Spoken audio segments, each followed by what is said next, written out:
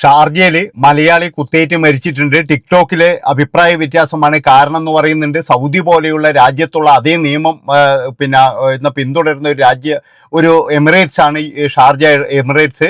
അവിടുത്തെ സോഷ്യൽ വർക്കറുകൾ, അതായത് പൊതുപ്രവർത്തകരോട് എനിക്ക് പറയാനുള്ളത്, ഈ മൈത്താണ്ടികളെ രക്ഷിക്കാൻ വേണ്ടിയിട്ട് 10 പൈസ ഒരുത്തം പോലും കൊടുത്തു പോകരുത് എന്നാണ് എനിക്ക് പറയാനുള്ളത്. അതായത് ഒരു പ്രവാസികൾ പോലും ഈ മൈത്താണ്ടികൾ, കാരണം ഇനി എങ്ങനെയായാലും ഇവറ്റകളെ മറ്റേന് വിധിക്കും. അത് കഴിഞ്ഞിട്ട് എന്ന് പറഞ്ഞു കഴിഞ്ഞാൽ പൈസ വേണം, 5 കുടുംബങ്ങളെ രക്ഷിക്കാനാണ്, മറ്റേവരെ രക്ഷിക്കാനാണെന്ന് വന്നിട്ട് ദൈവത്തെ ഓർത്തിട്ട് എന്ന് പറഞ്ഞാൽ പാവങ്ങളുടെ നെഞ്ചത്തെ അടിക്കരുത്. അതായത് ഇനിയും എനിക്കിങ്ങനെ താങ്ങാൻ കഴിയില്ല. ഇതൊക്കെ കണ്ടാലും കൊണ്ടാലും പഠിക്കാത്ത കുറേ എണ്ണം ഉണ്ട്. ചത്തവൻ പോയതായാലും ഇനിയിപ്പോഴും എന്ന് പറഞ്ഞു കഴിഞ്ഞാൽ മറ്റേവന്മാർക്ക് പണി വരുന്നത്രേ. അവന്മാർ എല്ലാത്തിനും എന്ന് പറഞ്ഞു കഴിഞ്ഞാൽ മറ്റേ ശിക്ഷയ്ക്ക് വിധിക്കും. പിന്നെന്ന് പറഞ്ഞു കഴിഞ്ഞാൽ കോടികൾ ഇനിയിപ്പം കൊടുക്കേണ്ടി വരും. അതിനു വേണ്ടിയിട്ട് മലയാളികളുടെ ഇതാക്കാൻ നിൽക്കരുത്. അത്രേ പറയാനുള്ളൂ. മലയാളികളുടെ പുറകെ വന്ന് നിൽക്കരുത്. നമ്മൾ അബദ്ധം പറ്റിയവരെയൊക്കെ നമ്മൾ സഹായിച്ചിട്ടുണ്ട്. അബദ്ധം പറ്റിയെന്ന് പറഞ്ഞു കഴിഞ്ഞാൽ ഇപ്പം ഞാൻ പറഞ്ഞല്ലോ, റഹീമിനെ പോലെയുള്ള അവരെ ഒരു അബദ്ധം പറ്റിയതാണ്. ഇത് തിന്നിട്ട് എല്ലിൻ്റെ ഉള്ളിൽ കുത്തിപ്പോയതാണ്.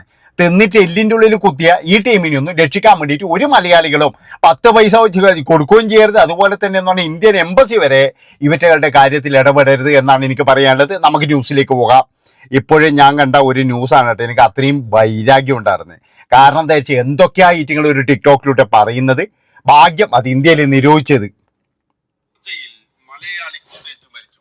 ടിക്ടോക്കിലെ മലയാളികൾ തമ്മിലുള്ള പ്രശ്നങ്ങളാണ് കൊലപാതകത്തിൽ കലാശിച്ചത് എന്നാണ് റിപ്പോർട്ട്.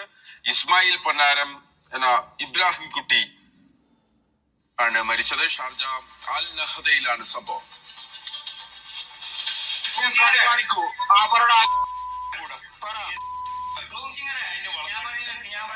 എന്റെ വിഷയമൊന്നുമില്ല.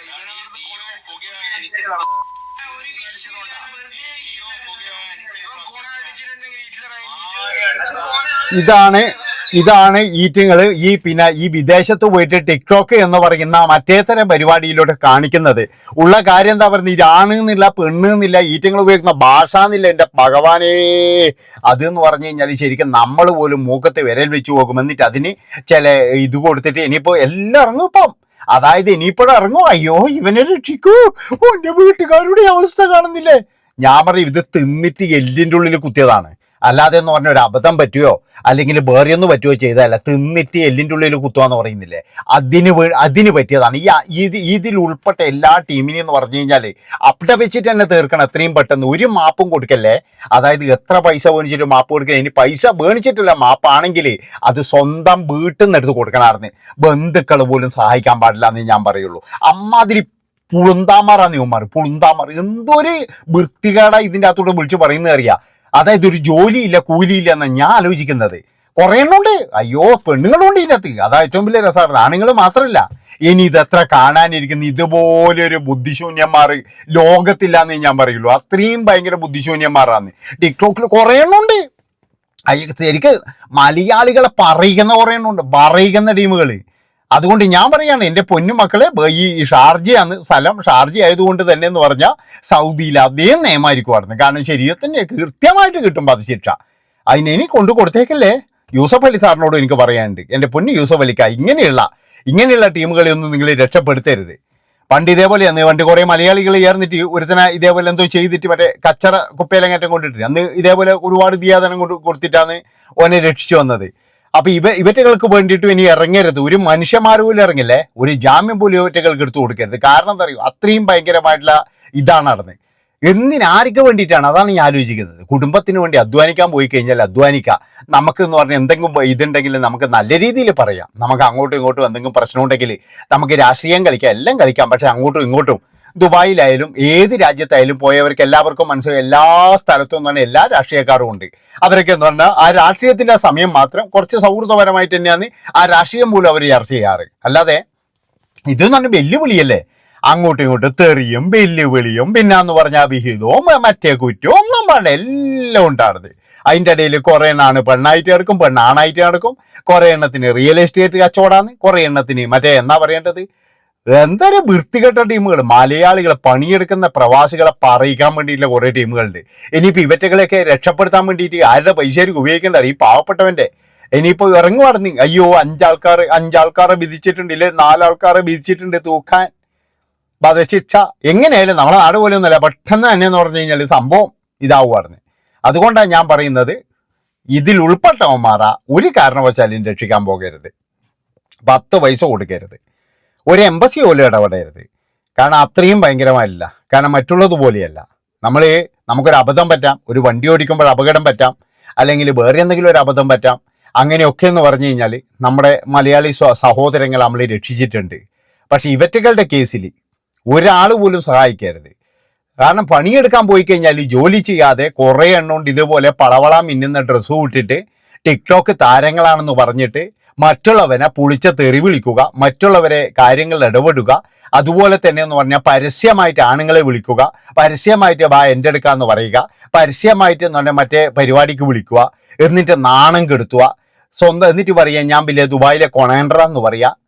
എന്തൊരു ഇത്രമാത്രം അറപ്പ്. അതായത് നിങ്ങൾ ശരിക്കും ഈ ദുബായിലൊക്കെ ഉപയോഗിക്കുന്ന ടിക്ടോക്ക് കണ്ടു കഴിഞ്ഞാൽ, അതായത് ചില ടീമുകളെ അവരൊക്കെ അവിടുത്തെ സെലിബ്രിറ്റി എന്നാ പോലും അറിയപ്പെടുന്നത്. അവൻ്റെയൊക്കെ വായിന്ന് വരുന്ന വർത്താനം കേട്ട് കഴിഞ്ഞാൽ എൻ്റെ പൊന്നു മക്കളെ, ശരിക്കും പറഞ്ഞാൽ ഇവനൊക്കെ എന്തൊരു മനുഷ്യന്മാരാണ്. ഇവനൊന്നും നാട്ടിലാളില്ലേ, വീട്ടിലാളില്ലേ എന്ന് പോലും. ഇവരെ വെല്ലുവിളിയാണ് അങ്ങോട്ടും ഇങ്ങോട്ടും, ഭയങ്കര അങ്ങോട്ടും ഇങ്ങോട്ടും വെല്ലുവിളിയാണ്, വേറെയൊന്നുമല്ല. ഇങ്ങനെ വെല്ലുവിളിച്ച് നടക്കുന്ന ഈ ടീമുകൾ, അതായത് ഇന്നലെ ഇപ്പോഴും എന്ന് പറഞ്ഞാൽ എല്ലെണ്ണം കൂടിയിട്ട് ഒത്തുചേർന്നിട്ടുള്ള പരിപാടിയാണ് നടത്തിയിരിക്കുന്നത്. ഏതായാലും ഒരുത്തൻ മരിച്ചിട്ടുണ്ട് എന്നാണ് കേൾക്കുന്നത്. അപ്പോൾ ബാക്കിയുള്ളവൻ്റെ കാര്യം എന്ന് പറഞ്ഞു കഴിഞ്ഞാൽ കട്ടപ്പുകയാണ്. കാരണം എന്താണെന്ന് വെച്ചാൽ നല്ല രീതിയിലുള്ള കിട്ടാൻ പോകുന്നത്.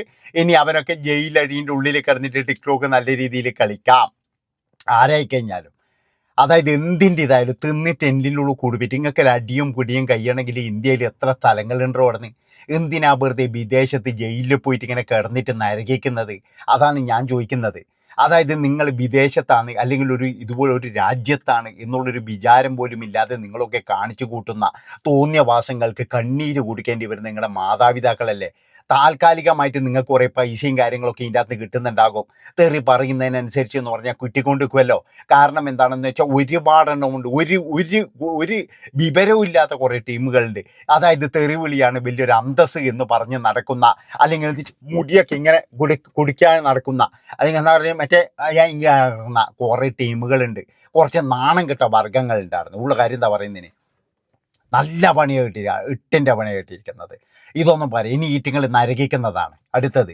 ഇനി ഇതിൻ്റെ അകത്ത് ഒരു കാര്യമുണ്ട്, ഞാൻ നിങ്ങളോട് പറയുന്നു, ഇതിൻ്റെ അകത്ത് ആരാ തെറ്റുകാരും ഒന്നുമില്ല. എൻ്റെ അഭിപ്രായത്തിന് എന്ന് പറഞ്ഞാൽ അവിടെ പോയിട്ട് അക്രമം കാണിക്കുന്ന എല്ലാവരും എന്ന് പറഞ്ഞാൽ തെറ്റുകാരാണ്.